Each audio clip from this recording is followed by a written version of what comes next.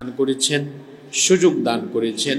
সেজন্য আমরা আমাদের হৃদয় নিংড়ানো সকল ভালোবাসা, আবেগ, অনুভূতিকে উজাড় করে দিয়ে খুশি মনে প্রাণবন্ত আওয়াজে উচ্চ কণ্ঠে কালিমাতুশ শুকর আদায় করে আমরা সকলেই পড়ছি আলহামদুলিল্লাহ। আমার সাথে সকলে পড়ুন রব্বানা লাকাল হামদ হামদান কাসীরান طيبا مباركا فيه يا ربي لك الحمد ولك الشكر كما ينبغي لجلال وجهك وعظيم سلطانك لك الحمد بالإيمان ولك الحمد بالإسلام ولك الحمد بالقرآن। আল্লাহ তাআলার শুকরিয়া আদায়ের পর অসংখ্য অগণিত দুরুদ এবং সালাম পেশ করছি সর্বকালের সর্বযুগের সর্বশ্রেষ্ঠ মহামানব নবিয়ুনা ওয়া সাইয়্যিদুনা ওয়া কুদওয়াতুনা মুহাম্মাদুর রাসূলুল্লাহ সাল্লাল্লাহু আলাইহি ওয়াসাল্লামের প্রতি, যাকে আল্লাহ তাআলা আমাদের হেদায়েতের জন্য পাঠিয়েছেন। আল্লাহুম্মা সাল্লি আলাইহি আল্লাহুম্মা বারিক আলাইহি। সম্মানিত মুসল্লিয়ানি কেরাম, মহাগ্রন্থ আল কোরআনুল কারীমের ধারাবাহিক তাফসীরের আজকে 15তম পর্বের আলোচনা আমরা শুরু করব ইনশাআল্লাহ। রমাদানের আগে আমরা কোরআনুল কারীমের ধারাবাহিক তাফসীরের 14তম পর্বে সূরাতু আল বাকারা এর 74 নম্বর আয়াত পর্যন্ত আমরা আলোচনা করেছিলাম। আজকে আমরা সূরাতুল বাকারা এর 75 নম্বর আয়াতে কারিমা থেকে আমাদের আলোচনা শুরু করব ইনশাআল্লাহ। 74 নম্বর আয়াত পর্যন্ত একটি ধারাবাহিক কাহিনী আমরা শুনেছিলাম, যা শুরু হয়েছিল 67 নম্বর আয়াত থেকে। আপনারা জানেন এই সূরার নাম হলো সূরাতুল বাকারা। বাকারা শব্দের অর্থ হচ্ছে গাবি। এই সূরার ভেতরে গাবি জবাই সংক্রান্ত একটি বিশেষ ঘটনা রয়েছে, যেই ঘটনা আমরা সর্বশেষ পর্বে আলোচনা করেছিলাম, যেখানে বনী ইসরাইলের এক মৃত ব্যক্তিকে অলৌকিকভাবে জীবিত করে দিয়েছিলেন কে? কাহিনীটা মনে আছে না আপনাদের? যখন ভাতিজা তার চাচাকে খুন করলো, খুনি পাওয়া যাচ্ছিল না, তারা গিয়েছিল মুসা নবীর কাছে। আল্লাহ বললেন একটা গাভী জবাই করো। এই প্রক্রিয়াকে তারা নিজেদের জন্য কঠিন করে ফেললো। কোন বয়সের হবে, কোন কালারের হবে, কেমন হবে ইত্যাদি ইত্যাদি প্রশ্ন করে তারা বিষয়টি তাদের জন্য জটিল করে ফেললো। অবশেষে তারা এইরকম একটি গাভী একজনের কাছে পেয়েছিল এবং চামড়া ভর্তি স্বর্ণ দিয়ে সেটা ক্রয় করেছিল। এবং তারপরে তারা এই গাভী জবাই করার পরে এর অংশবিশেষ দিয়ে যখন ওই মৃত ব্যক্তিকে মৃদু করে আঘাত করেছিল, তখন ওই ব্যক্তিকে আল্লাহ তাআলা অলৌকিকভাবে মৃত থেকে জীবিত করে দিয়েছেন। আল্লাহু আকবার। আচ্ছা বলেন তো, এই ঘটনাটা কি স্বাভাবিক না অস্বাভাবিক? এই অস্বাভাবিক ঘটনা, আশ্চর্যজনক অলৌকিক এই ঘটনা বনী ইসরাইলের লোকেরা নিজের চোখে দেখেছে। এই কবরস্থান থেকে যদি এখন একজন মুর্দা উঠে যদি মসজিদে চলে আসে, বিষয়টা কি আপনাদের কাছে স্বাভাবিক লাগবে? এই অস্বাভাবিক এক অলৌকিক এক আশ্চর্যজনক ঘটনা নিজের চোখে দেখার পরেও এদের দিল, এদের অন্তর পাথরের মতো শক্ত হয়ে গেল। এরা ঈমান আনলো না। কি আনলো না? চিন্তা করছেন এদের দিল কেমন, অন্তর কেমন? এত বড় আশ্চর্যজনক একটা ঘটনা নিজের চোখে দেখার পরেও তারা ঈমান আনে নাই। এই ইহুদিদের সম্পর্কে আল্লাহ তাআলা এবার তার নবীকে বলছেন। আজকে যে 75 নম্বর আয়াত থেকে আমরা শুরু করব, এটা ইহুদিদেরকে কেন্দ্র করে নাজিল হওয়া আয়াত। আল্লাহ তাআলা তার নবীকে বলছেন এবং সাহাবীদেরকেও বলছেন, আফাতাতমাউনা আন ইউমিনু লাকুম ওয়া ক্বাদ কানা ফারীকুম মিনহুম ইয়াসমাউনা কালামাল্লাহ সুম্মা ইউহাররিফুনাহু মিন বা'দি মা আকালুহু ওয়া হুম ইয়ালামুন।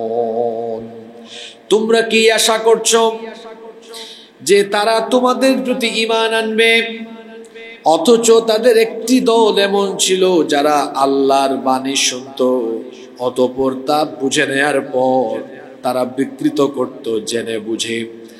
আল্লাহ তাআলা তার নবী এবং সাহাবীদেরকে ইহুদিদের ব্যাপারে নিরাশ করে দিয়েছেন। আল্লাহ তাআলা তার নবী এবং সাহাবীদেরকে বলছেন, ও নবী, আপনি এবং আপনার সাহাবীরা আপনারা কি মনে করেন যে এই ইহুদিরা আল্লাহর উপর ঈমান আনবে? এটা বড় সহজ বিষয় নয়। এর আগেও এদের পূর্বপুরুষরা অলৌকিক আশ্চর্যজনক অনেক বিষয় তাদের চোখের সামনে দেখার পরেও তাদের দিল নরম হয় নাই, তাদের দিল শক্ত হয়ে গিয়েছিল।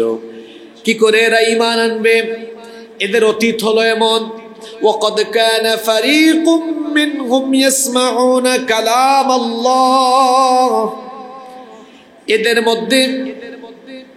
এদের মধ্যে এক গ্রুপ এমন ছিল যারা আল্লাহর বাণী শুনতো।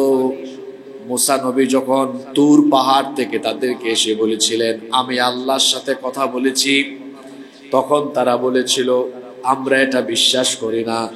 আল্লাহর সাথে তুমি যে কথা বলেছ, আমরাও আল্লাহর ভয়েস শুনতে চাই, আল্লাহর কথা আমরা শুনতে চাই। মুসা নবীর সাথে 70 জন গিয়েছিল তুর পাহাড়ে। তারা সেখানে গিয়ে আল্লাহর বাণী শ্রবণ করেছিল। মুসা নবীর সাথে যখন তারা ফিরে আসলো, ফিরে আসার পরে এই বনি ইসরাইলের ইহুদিরা এত খারাপ ছিল, তারা যা শুনে এসেছে হুবহু সেগুলো না বলে সেগুলোর মধ্যে তারা পরিবর্তন নিয়ে এসেছে। আবার মুফাসসিরিনে কেরাম কেউ কেউ এই আয়াতের ব্যাখ্যায় বলেছেন যে ইহুদিরা তাদের নবী মুসা আলাইহিস সালামের কাছ থেকে যে তাওরাতের তেলাওয়াত শুনেছে, তাওরাত কিতাবকে তারা পরিবর্তন করে ফেলেছে, নিজের মতো করে এখানের মধ্যে তারা বহু জিনিস ঢুকিয়ে দিয়েছে। এজন্য আল্লাহ তাআলা তার নবীকে বলছেন, ও নবী, আপনার চারপাশে যে ইহুদিরা আছে এরা ঈমান আনবে এমনটা মনে করিয়েন না। এদের অতীত ভালো নয়। তারা অলৌকিক বিষয় তাদের চোখের সামনে দেখার পরেও, এমনকি তাদের কিতাব তাদের নবীর কাছ থেকে শোনার পরেও তারা সেটা পরিবর্তন করে দিয়েছিল। আল্লাহ বললেন, নবী, এদের অতীত ভালো না এবং এরা তাদের পূর্বপুরুষদের খাসলত, এরা তাদের পূর্বপুরুষদের স্বভাব ধরে রেখেছে। দেখেন, আজকের আয়াত যেগুলো আলোচনা হবে, এখানে 3 শ্রেণীর ইহুদি সম্পর্কে আলোচনা হবে। কয় শ্রেণী? প্রথমে ইহুদি আলেম। প্রথমে ইহুদি আলেম। এরা ছিল আলেম নামের জালেম, যারা আল্লাহর দেওয়া কিতাবের ভেতরে অনেক কিছু ঢুকিয়ে দিয়েছে। আল্লাহর কিতাবকে তারা পরিবর্তন করে ফেলেছে। এমনকি এই ইহুদিদের স্বভাব ছিল, তারা পরিবর্তন নয়, শুধু অনেক কিছুকে গোপনও রেখে দিত। যেমন এই আয়াতের ব্যাখ্যায় তাফসীর ইবনে কাসিরের ভেতরে আল্লামা ইমাম ইবনে কাসির বুখারী শরীফের একটি হাদিস টেনে এনেছেন। عن عبد الله ابن عمر رضي الله عنهما। আব্দুল্লাহ ইবনে ওমর রাদিয়াল্লাহু আনহুমা হাদিসের বর্ণনাকারী সাহাবী, তিনি বলছেন, আন্নাল ইয়াহুদা জাউ ইলা রাসূলিল্লাহি, আমরা বলি সাল্লাল্লাহু আলাইহি ওয়াসাল্লাম। ইহুদিরা একবার রাসূল করিম সাল্লাল্লাহু আলাইহি ওয়াসাল্লামের কাছে আসলো। ফাযাকারু লাহু আন্না রাজুলাম মিনহুম ওয়া ইমরাআতান জানায়া। তারা এসে বলল, আমাদের একজন পুরুষ আর একজন নারী জিনা করেছে, ব্যভিচার করেছে।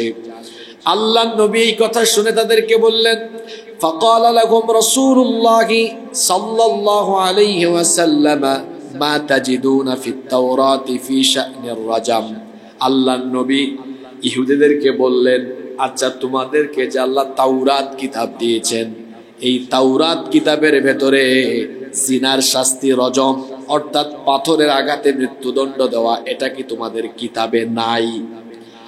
ফাকালু, ইহুদিরা তখন বলল, নাফদাহুম ওয়া ইউজলাদুন, এ ধরনের পাপ কাজ যারা করে আমরা তাদেরকে, এ ধরনের পাপ কাজ যারা করে আমরা তাদেরকে কিছুটা বেইজ্জতির মধ্যে ফেলি এবং বেত্রাঘাত করি।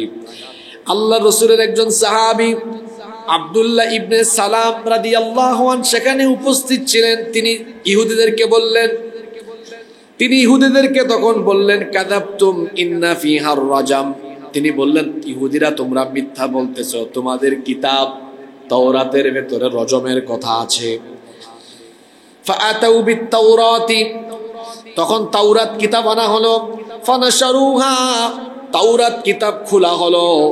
তখন এক ইহুদি কি করলো শুনেন, ফাওয়াদা আহাদুহুম ইয়াদাহু আলা আয়াতির রাজাম, এই ইহুদি তাওরাত কিতাব খুলে রজমের আয়াতটা হাত দিয়ে এভাবে ঢেকে রাখলো।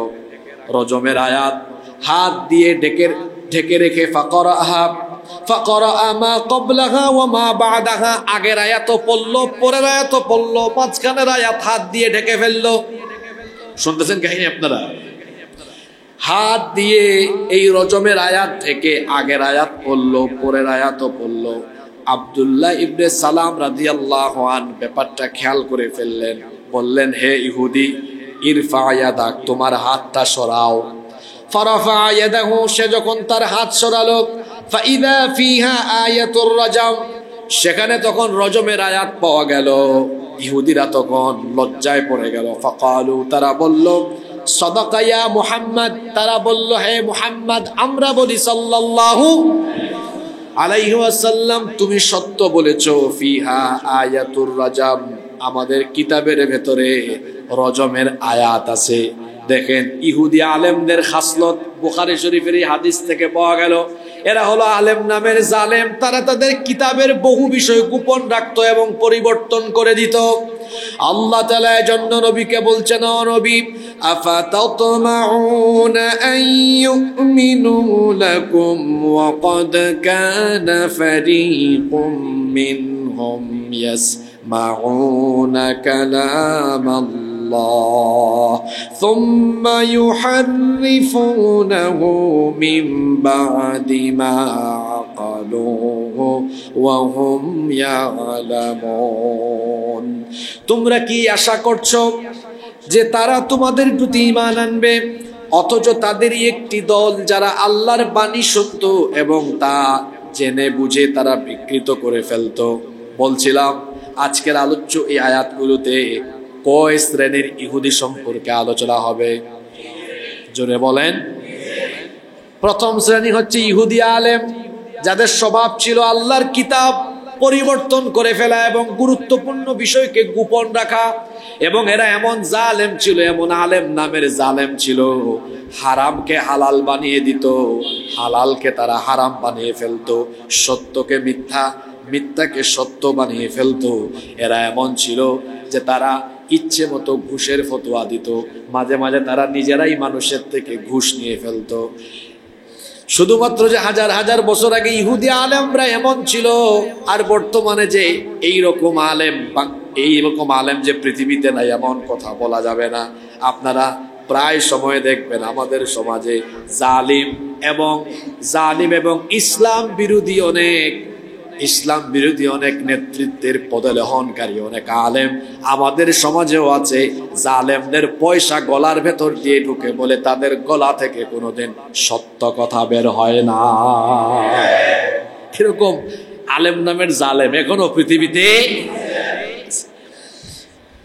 তিন শ্রেণীর ইহুদি সম্পর্কে এখানে আলোচনা হচ্ছে। প্রথম প্রকার ইহুদি আলেম, এরা আল্লাহর কিতাবকে পরিবর্তন করেছে আর অনেক বিষয় গোপন রেখেছে। সত্যকে মিথ্যা, মিথ্যাকে সত্য, হালালকে হারাম, হারামকে হালাল বানিয়ে দিত। এরপরে পরবর্তী আয়াত ৭৬ নম্বর আয়াত থেকে শুরু হচ্ছে মুনাফিক ইহুদিদের আলোচনা। এর আগে ছিল ইহুদি আলেম, আর এখন মুনাফিক ইহুদি। মুনাফিক কারা? বলে একটা করে। এরপরের আয়াতে আল্লাহ বলছেন وَإِذَا لَقُوا الَّذِينَ آمَنُوا قَالُوا آمَنَّا وَإِذَا خَلَا بَعْضُهُمْ إِلَى بَعْضٍ قَالُوا أَتُحَدِّثُونَهُمْ بِمَا فَتَحَ اللَّهُ عَلَيْكُمْ لِيُحَاجُّوكُمْ بِهِ عِندَ رَبِّكُمْ أَفَلَا تَعْقِلُونَ। আল্লাহ তাআলা বলছেন ওয়াইদা লাকুল্লাযীনা আমানু ক্বালু আমান্না। আর ইহুদিরা যখন ঈমানদারদের সাথে মিলিত হয় তখন তারা বলে আমরা ঈমানদার, আমরা ঈমান এনেছি।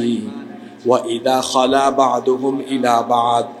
আর যখন তারা একে অপরের সাথে অর্থাৎ ইহুদির সাথে যখন মিলিত হয় তখন তারা বলে ক্বালু আতুহাদ্দিসুনাহুম বিমা ফাতাহাল্লাহু আলাইকুম লিইউহাজ্জুকুম বিহি ইনদা রাব্বিকুম। যখন ইহুদির সাথে একান্তে মিলিত হয় তখন তারা বলে তোমরা কি তাদের সাথে সে সকল কথা আলোচনা করো যা আল্লাহ তোমাদের উপর উন্মুক্ত করেছেন, যাতে তারা এর মাধ্যমে তোমাদের রবের নিকট তোমাদের বিরুদ্ধে দলিল পেশ করবে। খেয়াল করে শুনেন ইহুদিরা কেমন চালাক। আখিরি নবী দুনিয়াতে আসার আগে, আখিরি নবী যে দুনিয়াতে আসবেন এই ব্যাপারে পূর্ববর্তী কিতাবে সুসংবাদ দিয়েছেন কে? তাওরাতে, ইনজিলে এ ব্যাপারে সুসংবাদ আছে। পূর্ববর্তী আসমানে যত কিতাব ছিল তাওরাত, জাবুর, ইনজিল, এই কিতাবগুলোর ভেতরে আখিরি নবীর আগমনের ব্যাপারে সুসংবাদ দেওয়া ছিল। আল্লাহু আকবার। ইহুদিরা জানতো আখিরি নবী আসবেন। যখন আখিরি নবী চলেই আসলেন তিনি তার দাওয়াত আরম্ভ করলেন। মুনাফিকরা ঈমানদারদের সামনে গেলে বলতো আমরা জানি তিনি আল্লাহর নবী, তবে তিনি তোমাদের জন্য প্রেরিত হয়েছেন, আমাদের জন্য না। কেমন চালাক চিন্তা করেন। কয় তিনি নবী ঠিক আছে, কিন্তু তিনি তোমাদের জন্য এসেছেন, আমাদের জন্য না। এরা যখন ঈমানদারদের কাছে গিয়ে এটা বলার পরে যখন তারা আবার তাদের নিজেদের পরিবেশে ফিরে যায়, এক ইহুদি তখন আরেক ইহুদিকে বলে আচ্ছা তোমরা যে গিয়ে মুসলমানদেরকে বলো ইনি আখিরি নবী, তোমাদের কিতাবে আছে, এটা যে স্বীকৃতি দিয়ে দাও, তো তোমাদের কিতাবে থাকা বিষয়গুলো তাদেরকে তোমরা কেন বলে দাও? এগুলো গোপন রাখো। আমাদের কিতাবে যা আছে এগুলো মুসলমানদেরকে শেয়ার করো না, এগুলো মুসলমানদেরকে বলো না। ইহুদি যখন ইহুদির সাথে এমন আলোচনা করে, তারা যখন বলে আমাদের কিতাবের কোনো তথ্য আমরা মুসলমানদেরকে দিব না, খবরদার। আল্লাহ তাআলা তখন ইহুদিদের এই মিটিং চলা পরামর্শ শুনে আয়াত নাজিল করলেন আওয়ালা ইয়ালামুনা আন্নাল্লাহা মা ইউসিররুনা ওয়া মা ইউআলিনুন। তারা কি জানে না তাদের গোপন আর প্রকাশ্য সব যিনি জানেন তিনি কে? সব জানেন কে? এই দুইটা আয়াতে দ্বিতীয় শ্রেণীর ইহুদি সম্পর্কে আলোচনা করা হয়েছে, যারা মুনাফিক। এরা মুখে বলতো একটা, করতো। বলছিলাম আজকের আলোচ্য আয়াতগুলোতে কয় শ্রেণীর ইহুদি নিয়ে আলোচনা হবে। প্রথমটা গেল ইহুদি আলেম। এদের স্বভাব কি ছিল? আল্লাহর কিতাবকে পরিবর্তন করা। মুসা নবীর উপরে যে তাওরাত নাজিল হয়েছে এটাকে তারা চেঞ্জ করে ফেলেছে, বদলাই দিয়েছে, পরিবর্তন করেছে। ইহুদি আলেমরা এটাকে পরিবর্তন করে দিয়েছে। এবং তাদের আরেকটা স্বভাব ছিল, সেটা হচ্ছে সত্যকে মিথ্যা, হালালকে হারাম। এভাবে তারা বিধিবিধানকে পরিবর্তন করতে অনেক কিছু গোপন রাখত। দ্বিতীয় শ্রেণীর ইহুদি এরা হচ্ছে মুনাফিক। এরা বলে একটা, করে আরেকটা। ইমানদারদের সামনে গিয়ে বলে আমরা তো ঈমান আনছি, আর যখন তাদের সাথে তারা মিলিত হয় তখন তারা বলে খবরদার, আমাদের কিতাবের কোনো তথ্য তাদের সাথে শেয়ার করো না, বরং তাদের সামনে গিয়ে বলো আমরা ঈমান আনছি, তাদের সাথে মিশে তাদের গোপন সব সংবাদ নিয়ে আসো, আর আমরা তাদের দুশমনদের সাথে এই সকল সংবাদগুলো শেয়ার করে এদের বিরুদ্ধে আমরা ষড়যন্ত্র করব। এটা ছিল দ্বিতীয় শ্রেণীর ইহুদিদের কার্যকলাপ। তৃতীয় আরেক শ্রেণীর ইহুদি ছিল, এরা নিরক্ষর, অশিক্ষিত ইহুদি। আল্লাহ তাআলা এদের ব্যাপারে পরবর্তী আয়াত থেকে বলছেন, وَمِنْهُمْ أُمِّيُّونَ لَا يَعْلَمُونَ الْكِتَابَ إِلَّا أَمَانِيَّ وَإِنْ هُمْ إِلَّا يَظُنُّونَ। আর তাদের মধ্যে আছে নিরক্ষর, তারা মিথ্যা আকাঙ্ক্ষা ছাড়া কিতাবের কোনো জ্ঞান রাখে না। এরা হচ্ছে অন্ধ অনুসরণকারী, অর্থাৎ ওই যে ইহুদি আলেমরা বানায় বানায় যা কিছু দিয়েছে এরা এগুলোর অনুসরণ করত, আর এরা মিথ্যা ধোঁকা এবং আশাই ছিল। আপনাদের প্রশ্ন হতে পারে এদের মিথ্যা আশাটা কি ছিল? এখানে আমানি শব্দ দেওয়া হয়েছে, আমানিয়া। আমানিয়া শব্দের অর্থ হলো মিথ্যা আশা।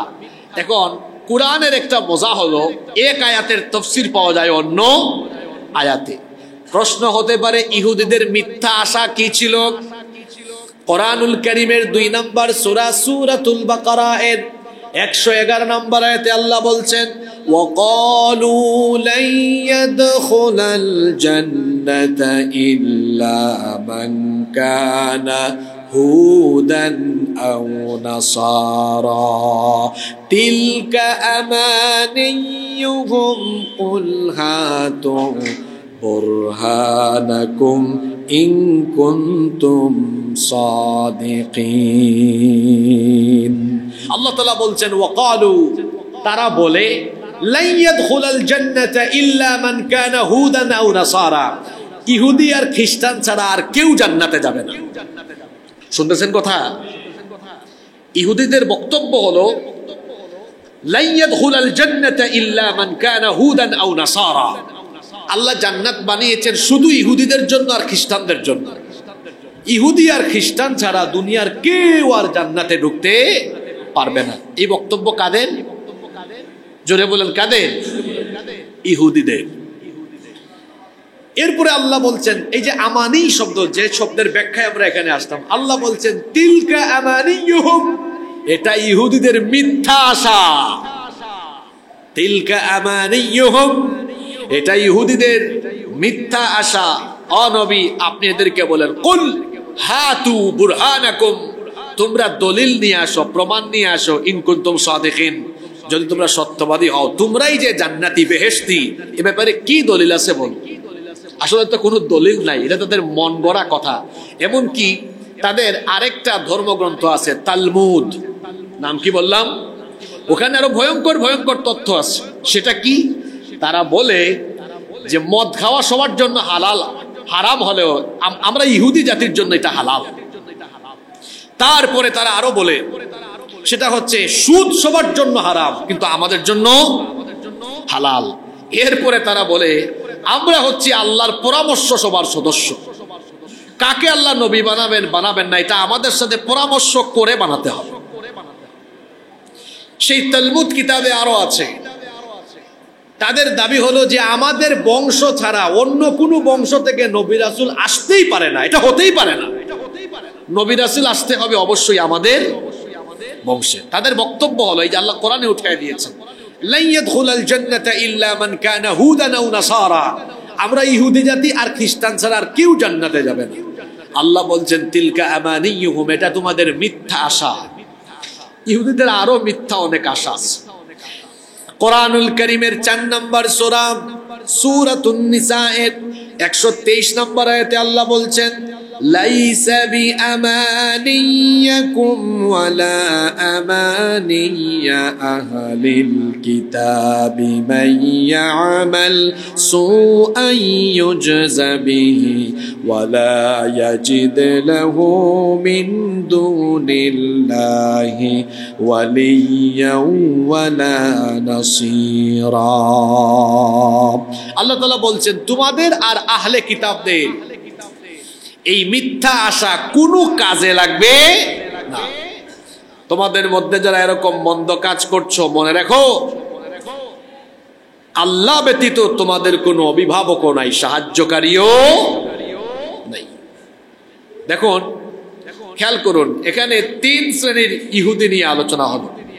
প্রথম শ্রেণীর ইহুদি কারা? ইহুদি আলেম এদের স্বভাব কি? আল্লাহর কিতাবকে পরিবর্তন করে ফেলা এবং অনেক কিছু গোপন করে ফেলা। দুই, ইহুদি মুনাফিক যারা ইমানদারদের সামনে এসে বলে একটা কিন্তু করে, এরা যে মুনাফিক এখনো আপনারা দেখেন। এই যে মাঝখান দিয়ে তারা ফিলিস্তিনের সাথে যুদ্ধ বিরতির ঘোষণা দিল, বললাম আমরা যুদ্ধ বিরতি করলাম, যুদ্ধ বিরতি ভেঙে তারা এখন আবার গণহত্যা চালিয়েছে। অর্থাৎ এরা যে মুনাফিক, সেই হাজার হাজার বছর আগ থেকে তারা তাদের বাপ দাদার খাসলত এখনো ধরে রেখে তারা তাদের বর্বরতার পরিচয় দিয়েছে। তিন, নিরক্ষর ইহুদি যারা অন্ধ অনুসরণ করত আর মিথ্যা আশায় পড়ে আছে, সেটা কি? আমরাই জান্নাতি আর সবাই জাহান্নামী। এই তিন শ্রেণী সম্পর্কে আলোচনা হলো। এরপরের আয়াতে আল্লাহ তাআলা আবারও ইহুদি আলেমদের ব্যাপারে কিছু কথা বলছেন। এরা নিজের হাতে রচনা করে তারপরে বলতো এটা আল্লাহ তোমাদের জন্য নাজিল করেছেন। নাউযুবিল্লাহ, ইন্না লিল্লাহি ওয়া ইন্না ইলাইহি রাজিউন। কত খারাপ, চিন্তা করেন, নিজে নিজে লিখে তারপরে বলতো এটা আল্লাহ তোমাদের জন্য নাজিল করেছেন। নাউযুবিল্লাহি মিন যালিক। আল্লাহ পরের আয়াত থেকে বলছেন ফাওয়াইলুল লিল্লাযীনা ইয়াকতুবুনাল কিতাবা বিআইদিহিম সুম্মা ইয়াকুলুনা হাযা মিন ইনদিল্লাহি লিয়াশতারু বিহি সামানান qalila fawailul lahum mimma katabat aydihim wa wailul lahum mimma yaksibun। আল্লাহ তাআলা বলছেন ওয়াইলুল লিল্লাযীনা ইয়াকতুবুনাল কিতাবা বিআইদিহিম, অতঃপর ওয়াইল, ধ্বংস, দুর্ভোগ তাদের জন্য যারা নিজের হাতে কিতাব লিখে, সুম্মা ইয়াকুলুনা, অতঃপর বলে, হাদা মিন ইনদিল্লাহ, এটা আল্লাহর পক্ষ থেকে এসেছে। আল্লাহ বলছেন এই রকম যারা নিজের হাতে কিতাব লিখে তারপরে বলে এটা আল্লাহর পক্ষ থেকে এসেছে, এদের উপর লানত, এদের উপর দুর্ভোগ। আল্লাহ এখানে যে শব্দ দিয়েছেন সেটা হলো ওয়াইল। ওয়াইল শব্দের ব্যাখ্যায় তাফসীরে এসেছে, কেউ কেউ বলেছেন, কোন মুফাসসির বলেছেন ওয়াইল হলো জাহান্নামের এমন একটি গর্ত যেখানে কাফিরদেরকে নিক্ষেপ করা হলে তার তলদেশ পর্যন্ত পৌঁছাতে 40 বছর সময় লাগবে। আল্লাহু আকবার। আবার কেউ কেউ এর ব্যাখ্যায় বলেছেন ওয়াইল হচ্ছে জাহান্নামের এমন এক আগুনের ঘাঁটি যেখানে বিরাট পর্বতমালাকে এই ওয়াইলের মধ্যে ফেলে দিলে মুহূর্তের মধ্যে সেটা গলে যাবে। আল্লাহু আকবার। এই ওয়াইল হলো তাদের জন্য যারা নিজের হাতে কিতাব রচনা করে তারপরে বলে এটা আল্লাহর পক্ষ থেকে এসেছে এবং তুচ্ছ মূল্যে এটা তারা বিক্রি করে। আল্লাহ তাআলা বলছেন ফাওয়াইলুল লাহুম মিম্মা কাতাবাত আইদিহিম ওয়া ওয়াইলুল লাহুম মিম্মা ইয়াকসিবুন। সুতরাং তাদের হাত যা নিজের হাতে রচনা করেছে এবং যা তারা উপার্জন করেছে তাদের জন্য ধ্বংস। এরপরে আল্লাহ তাআলা বলছেন ইহুদিদের কিছু আকাঙ্ক্ষার কথা এরপরের আয়াতে বলা হচ্ছে। দেখেন ইহুদিদের আকীদা শুনেন। ইহুদিরা বলে ওয়াকালু লান তামাসসানান নারু ইল্লা আইয়ামাম মা'দুদা। কি আশ্চর্য কথা! ওয়াকালু, আর তারা বলে লান তামাসসানান নারু ইল্লা আইয়ামাম মা'দুদা, আমরা তো জাহান্নামে যাবই না, আমরা সব বেহেশতি, কিন্তু যদি কোনো কারণে আল্লাহ আমাদেরকে জাহান্নামে দেনও তাহলে আমরা হাতে গোনা কয়েকদিন আমরা জাহান্নামে থাকবো, হাতে গোনা কয়েকদিন ছাড়া জাহান্নামের আগুন আমাদেরকে স্পর্শ করতে পারবে না। কি সভ্য জাতি, চিন্তা করেন। নিজেরাই ফতোয়া দিয়ে বসেছে। কি বলেছে? লান তামাসসানান নারু ইল্লা আইয়ামাম মা'দুদা, আমরা তো জাহান্নামে যাবই না, প্রশ্নই উঠে না। কিন্তু যদি আল্লাহ দেনও তাহলে হাতে গোনা কয়েকদিন জাহান্নামের আগুন আমাদেরকে স্পর্শ করবে। হাতে গোনা কয়দিন বলতে তারা কয়দিন বুঝিয়েছে সেটাও শুনেন। ইহুদিরা বলে তাদের আকীদা, তাদের বিশ্বাস হলো পৃথিবীর হায়াত হলো ৭,০০০ বছর। কত বছর? জোরে বলেন না। আজকে অনেক গুরুত্বপূর্ণ তথ্য চলে যাচ্ছে, তো ঘুমায় যাইয়েন না। ইহুদিরা মনে করে পৃথিবীর হায়াত হলো ৭,০০০ বছর। তো তারা বলে প্রতি ১,০০০ বছরের পরিবর্তে একদিন করে আমাদেরকে জাহান্নামে শাস্তি দেওয়া হবে। তাহলে ৭,০০০ বছরে হইল কয়দিন? মাত্র ৭ দিন। তারা বলে আমরা তো জাহান্নামে যাবই না, প্রশ্নই উঠে না, কিন্তু যদি যাইও তাহলে মাত্র কয়দিন। আবার কোন কোন ইহুদি বলে, আপনাদের খেয়াল আছে ঘটনাটা আমি আপনাদেরকে শোনাইছিলাম, মুসা নবী ৪০ দিনের জন্য গিয়েছিলেন কোন পাহাড়ে? তুর পাহাড়ে। আর এই সুযোগে এরা কি আরম্ভ করেছিল মনে নাই, ভুলে গেছেন আপনারা? এটা তো ৩-৪ জুমা আগেই এই কাহিনী আপনাদেরকে শোনাইলাম একদম কোরআন থেকে। ওরা গোবৎস পূজা আরম্ভ করলো, গোবাসুরের পূজা আরম্ভ করলো। এরপরে এদের উপর শাস্তি আসলো, তওবাও করলো। তো ইহুদিরা বলে আমরা তো জাহান্নামে যাব না, যদি আমাদের মধ্য থেকে কোনো ইহুদিকে জাহান্নামে দেওয়া হয় এই অপরাধে দেওয়া হবে। আমরা ৪০ দিন গোবাসুরের পূজা করছি, আমাদেরকে জাহান্নামে দিলে বড় জোর ৪০ দিন রাখা হবে। কতদিন? এক গোষ্ঠীর আকীদা হলো ৭ দিন। এই ৭কে তারা ভাগ করছে কেমনে, মানে হিসাবটা বের করছে কেমনে? তারা মনে করে পৃথিবীর হায়াত হলো কত বছর? ৭,০০০ বছর। তাহলে প্রতি ১,০০০ বছরে আমাদের জাহান্নামে আযাব হবে একদিন। তাহলে ৭,০০০ বছর সমান কতদিন? আর আরেক গ্রুপ বলে জাহান্নামে যদি যাইও তো ৪০ দিনই জ্বলবো, কারণ আমাদের পূর্বপুরুষরা একটা ভুল করে ফেলছিল। ওরা গোবাসুরের পূজা করছে ৪০ দিন, আল্লাহ আমাদেরকে জাহান্নামে দিলেও দিবে কতদিনের জন্য? এজন্য তারা বলে وَقَالُوا لَن تَمَسَّنَا النَّارُ إِلَّا أَيَّامًا مَّعْدُودَةً। আর তারা বলে হাতে গোনা কয়েকদিন ছাড়া জাহান্নামের আগুন আমাদেরকে স্পর্শ করবে না। আল্লাহ তাআলা বললেন, ও নবী আপনি এদেরকে বলেন, কুল আত্তাখাযতুম ইনদাল্লাহি আহাদান ফালান ইউখলিফাল্লাহু আহাদাহু আম তাকুলুনা আলাল্লাহি মা লা তা'লামুন। নবী আপনি তাদেরকে বলেন, তোমরা কি আল্লাহর নিকট থেকে কোনো ওয়াদা নিয়েছো নাকি? আল্লাহ কি তোমাদের সাথে এরকম কোনো ওয়াদা করছেন? আপনি এদেরকে জিজ্ঞেস করেন, আল্লাহ কি তোমাদেরকে এমন কোনো ওয়াদা করেছেন যে তিনি ভঙ্গ করবেন না?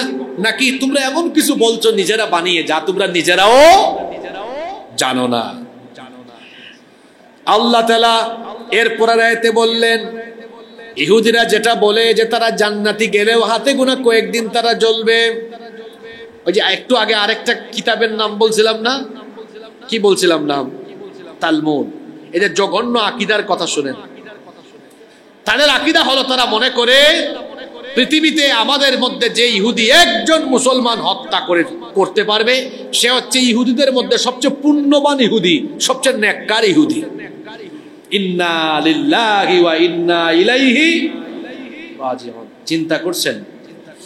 আপনারা কি মনে করেন ফিলিস্তিনে এখন ইহুদিরা যা করছে এটা কি জাতীয়তাবাদ বা দেশকে কেন্দ্র করে শুধু যুদ্ধ? না, এটা ধর্মযুদ্ধ। এটা কি যুদ্ধ? ধর্মযুদ্ধ। এটা আপনি এখনো বুঝতে পারছেন না।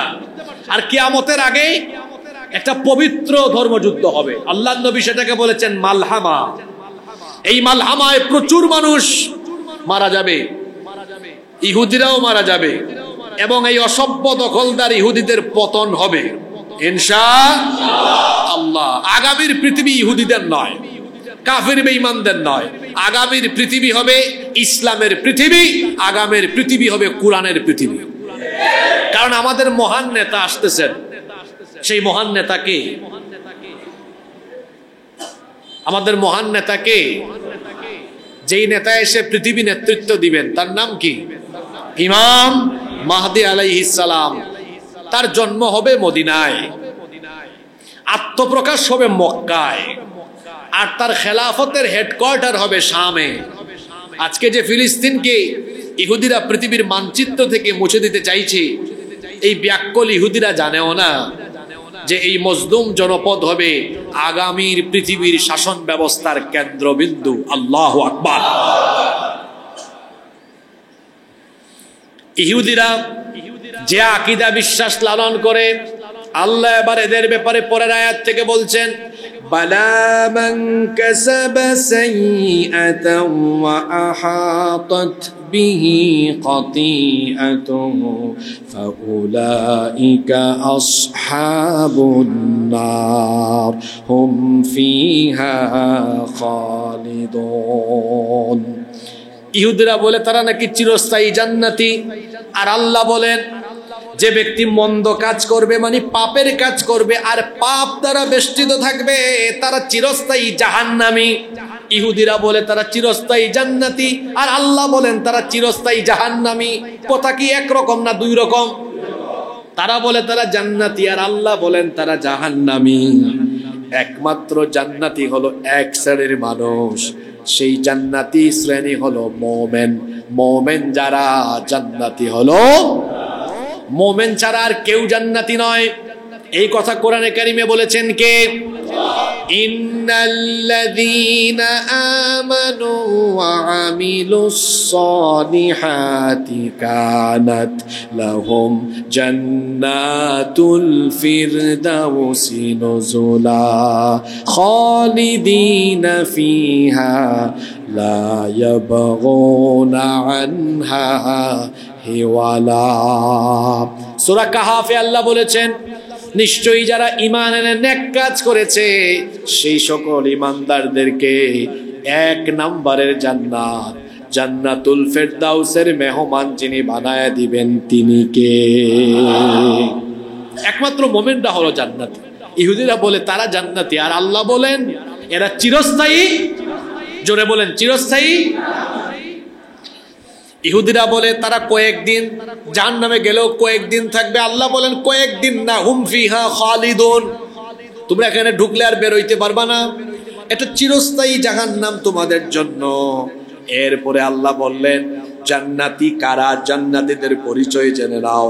আল্লাহ তাআলা পরের আয়াতে বলছেন, ওয়াল্লাযীনা আমানু ওয়া আমিলুস সালিহাতি উলাইকা আসহাবুল জান্নাহ হুম ফিহা খালিদুন। আর যারা ঈমান এনে নেক আমল করেছে তারা এমন জান্নাতের অধিবাসী হবে যেখানে গেলে আর তারা কখনো বের হবে না, চিরদিনের জন্য সেই জান্নাতে তাদেরকে ঢোকানো হবে। এই দুনিয়ায় আমরা এসেছি চলে যাব, কিন্তু জান্নাতে ঢুকবেন বেরোইতে পারবেন না। ওখানে চিরদিনের জন্য চির সুখের জায়গা, চিরস্থায়ী নিয়ামতের জায়গা। জান্নাতে আল্লাহ আজীবনের জন্য ঢুকায় দিবেন। সুবহানাল্লাহ। ওখানে কোনো মৃত্যু নাই। দুনিয়ায় মানুষের মৃত্যু আছে না নাই? কিন্তু জান্নাতে কি মানুষের আর মৃত্যু আছে? লা ইয়াযুকুনা ফিহা ইল্লাল মাউতাতাল উলা। সেখানে দুনিয়ার মতো আর তাদের মৃত্যু হবে না, মৃত্যুর স্বাদ সেখানে নিতেও হবে না। এবারের পরবর্তী আয়াত 83 নম্বর আয়াত থেকে আল্লাহ তাআলা বনি ইসরাইলদেরকে যে দিক নির্দেশনা দিয়েছিলেন আর এগুলো দেওয়ার পরে তারা কি করেছিল সেগুলো আল্লাহ এবার তুলে ধরছেন। খেয়াল করে শুনেন। একটা লম্বা আলোচনা চলছে বনি ইসরাইলের ব্যাপারে। সেই শুরু হয়েছিল আপনার, আমরা তো আজকে 15 নম্বর পর্ব আলোচনা করছি।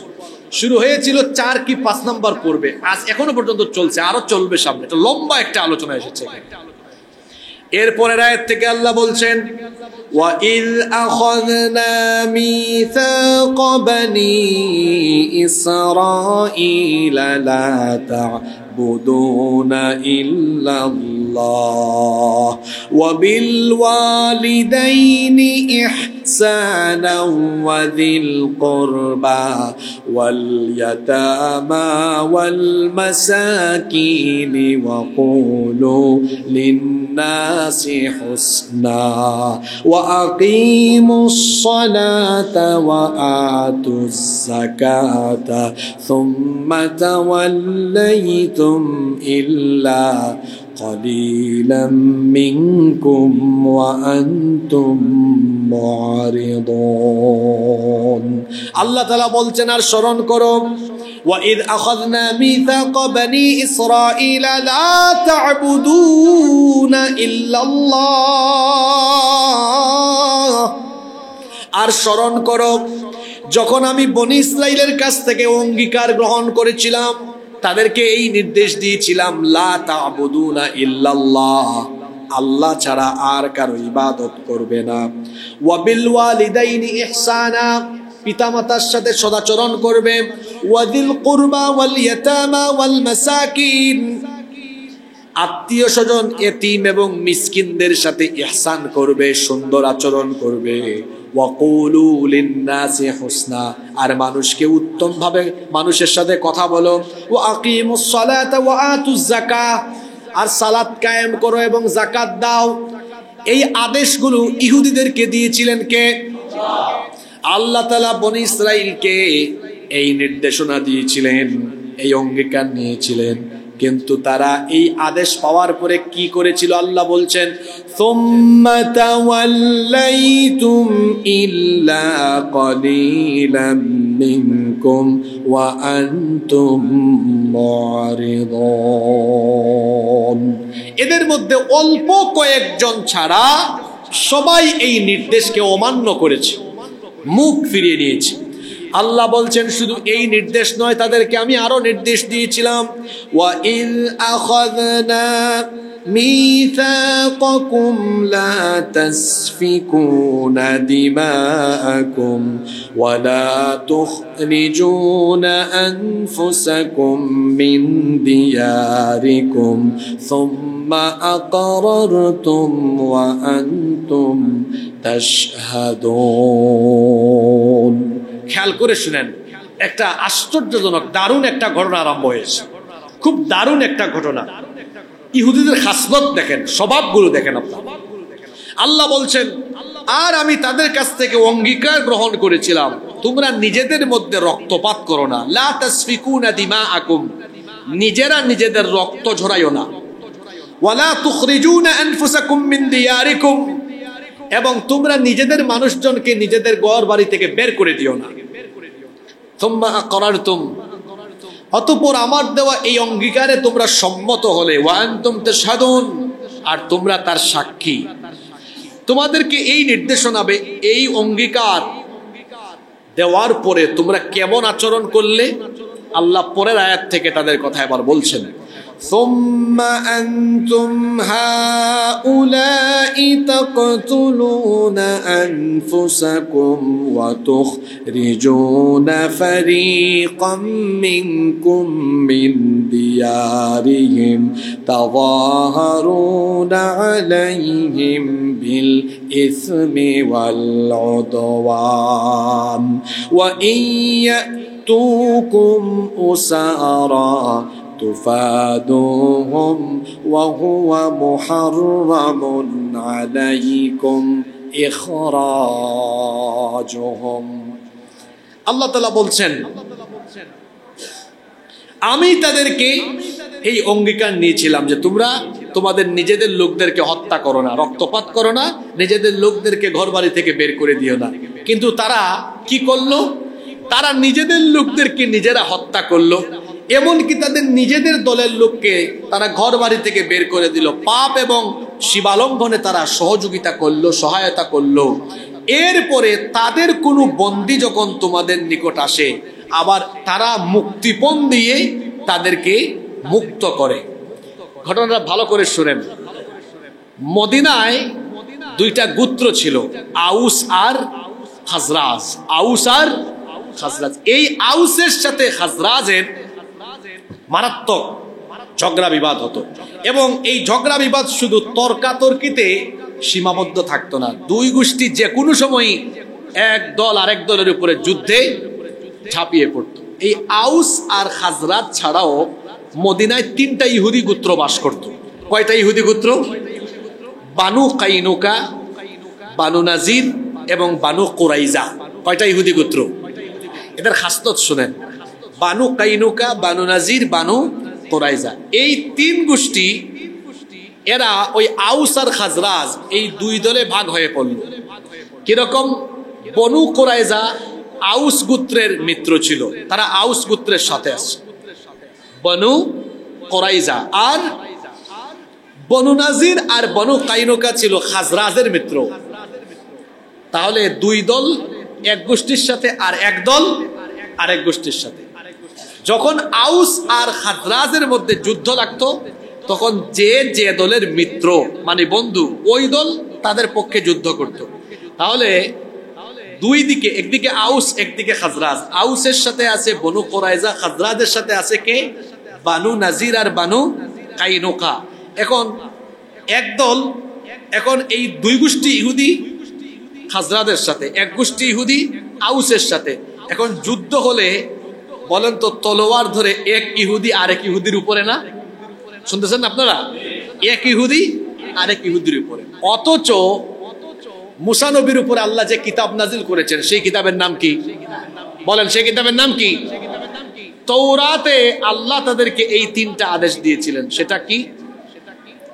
এক নাম্বার, আল্লাহ বলেছিলেন শোনো, তোমরা নিজেদের লোকদের রক্ত নিজেরা ঝরাইও না। দুই নাম্বার, তোমরা নিজেদের লোকদেরকে ঘর বাড়ি থেকে বের করে দিও না। তারপরে তিন নাম্বার হুকুম ছিল তাদের প্রতি যে তোমাদের নিজেদের লোকজন যদি বন্দী হয় তাহলে তাদেরকে মুক্ত করবে।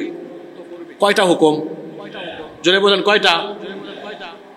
এক নাম্বার হুকুম, নিজেদের লোকদের রক্ত ঝরায় না, নিজেদের লোককে নিজেরা হত্যা করো না। দুই নাম্বার, নিজেদের লোকদেরকে ঘর বাড়ি থেকে বের করে দিও না অথবা লুণ্ঠন করো না। তিন নাম্বার, নিজেদের লোকরা বন্দী হলে তাদেরকে কি করে আনিও? মুক্ত করে আনিও। ইহুদিরা কাম করছে কি দেখেন, দুই গোষ্ঠী ইহুদি গেছে আপনার খাজরাজের সাথে আর এক গোষ্ঠী ইহুদি গেছে আউসের সাথে। যুদ্ধ যখন করে তখন তিন হুকুমের মধ্যে দুই হুকুম অমান্য করে আর এক হুকুম মানে। দুই হুকুম অমান্য করে কেমনে? নিজেদের লোককে নিজেরাই মারে, তাহলে হুকুম মানলো না অমান্য করলো। দুই নাম্বার, লুণ্ঠনও করে তারা, তাদের লোকজনকে তারা ঘর বাড়ি থেকে বের করে। কিভাবে? মনে করেন আউসের সাথে আছে বানু কুরাইজা, খাজরাজের সাথে আছে বানু নাজির, বানু কাইনুকা। যখন এক গ্রুপ আরেক গ্রুপকে হারায় তখন এক ইহুদি গিয়ে ওই গোষ্ঠীর যারা ছিল ওদেরকে ঘর বাড়ি থেকে বের করে, ওদের লোককে ওরা মারে আবার ঘর বাড়ি থেকে বেরও করে। তাহলে এই দুইটা আদেশ আল্লাহর মান্য করলো না অমান্য করলো? আবার আরেকটা তারা মানে, সেটা কি দেখেন, আউসের সাথে আছে বানু কুরাইজা আর খাজরাজের সাথে আছে বানু নাজির, বানু কাইনুকা। এখন যুদ্ধ শেষ, বন্দী হয়েছে না কিছু। বন্দী হওয়ার পরে তারা আবার বিপরীত পক্ষে কোন ইহুদি বন্দী হয়ে যায়, এটা আমাদের ভাই, মুক্ত করো এটাকে। কেন মুক্ত করবে? এটা আমাদের কিতাবে আছে না, তাওরাতে তো বলা হয়েছে আমাদের কোন ইহুদি বন্দী হলে তাকে আমরা মুক্ত করব। এরা মুক্ত করো, মুক্তিপণ দাও। কিছুক্ষণ আগে তার বিরুদ্ধে তলোয়ার ধরল, তার বাড়িঘর লুটপাট করে বন্দী করে আনলো, এখন আবার তারে কি করো? মুক্ত করো। তাহলে এই ইহুদিদের স্বভাব দেখেন। এই আয়াতে আল্লাহ বলতেছেন যে তোমাদেরকে হুকুম দেওয়া হইলো কয়টার? জোরে বলেন কয়টা? আজকের আলোচনা কি বেশি জটিল হয়ে গেছে নাকি? যাদের মনোযোগ আছে তাদের কাছে জটিল লাগতেছে না, খুব সহজ বিষয় এগুলো। তিনটা হুকুম। এক, নিজেদের লোকদের রক্ত নিজেরা ঝরাইও না। দুই, নিজেদের লোকজনকে ঘর বাড়ি থেকে বের করে দিও না। এই দুইটা মানছে না অমান্য করছে? আর তিন নম্বর হুকুম ছিল নিজেদের লোক ইহুদি যখন বন্দী হবে তাকে মুক্ত করে আনিও। আগের দুইটা তারা মানে নাই, পরেরটা ঠিকই মানছে। এরা আল্লাহর তিন আইনের মধ্যে দুই আইন মানে নাই, একটা মানছে। এবার আল্লাহ এদেরকে লক্ষ্য করে কি বলছেন শোনেন, আফাতুমিনুনা বিবাদিল কিতাবি ওয়া তাকফুরুনা বিবাদ। তাহলে কি তোমরা কিতাবের কিছু অংশ মানো আর কিছু অংশ মানো না? কিছু আইন মানো আর কিছু আইন মানো না, এমনটা যদি করো, ফামা জাযাউ মান ইয়াফআলু যালিকা মিনকুম ইল্লা খিzyun ফিল হায়াতিদ দুনিয়া ওয়া ইয়াউমাল কিয়ামাতি يردون إلى أشد العذاب وما الله بغافل عما تعملون যারা এভাবে কিতাবের কিছু অংশ মানো আর কিতাবের কিছু অংশ মানো না, দুনিয়াতে তোমাদের জন্য রয়েছে লাঞ্ছনার জীবন, আর কিয়ামতে কঠিন শাস্তির সম্মুখীন যিনি করবেন তিনি কে? ইহুদিদের স্বভাব আমাদের মধ্যে মুসলমান নামধারী কিছু লোকদের খাসলতে স্বভাবে ঢুকে গিয়েছে।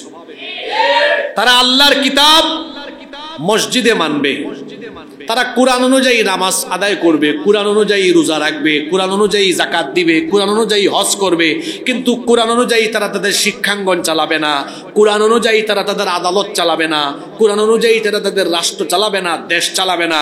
এই রকম করে যারা কিতাবের কিছু অংশ মানে আর কিতাবের কিছু অংশ মানে না, একদিকে এরা যেমন নিফাকগ্রস্ত হয়ে মুনাফিক, অন্যদিকে এরা ইহুদিদের কুচরিত্র ধারণ করে আছে। কিতাবের কিছু অংশ মানা আর কিছু অংশ না মানা, এটা কাদের চরিত্র? জোরে বলেন, কাদের চরিত্র? ইহুদিদের চরিত্র। এরপরে আল্লাহ বলছেন, উলাইকাল্লাযীনা ইশতারাবুল হায়াতাদ দুনিয়া বিল আখিরাহ ফালা ইউখাফফাফু আনহুমুল আযাবু ওয়ালা হুম ইউনসারুন। এরা আখিরাতের বিনিময়ে দুনিয়ার জীবনকে খরিদ করে ফেলেছে, এদের কাছে দুনিয়াই হলো বড়, সুতরাং আযাব এদেরকে হালকা করে দেওয়া হবে না, আযাব কমানো হবে না, এরা সাহায্য প্রাপ্ত হবে না, বরং এদেরকে কঠিন শাস্তির সম্মুখীন যিনি করবেন তিনি কে? ৭৫ থেকে আজকে একেবারে ৮৬ নম্বর আয়াত পর্যন্ত দেখছেন কারবার, আজকে তো ২ পৃষ্ঠা আলোচনা হয়ে গেছে। ৭৫ থেকে ৮৬ আজকে আলোচনা হলো, আজকে সময়ও শেষ। আজকে আমরা ইহুদিদের খাসলত, ইহুদিদের চরিত্র এই আয়াতগুলো থেকে জানলাম। মোট 11টি আয়াত আমরা আলোচনা করেছি।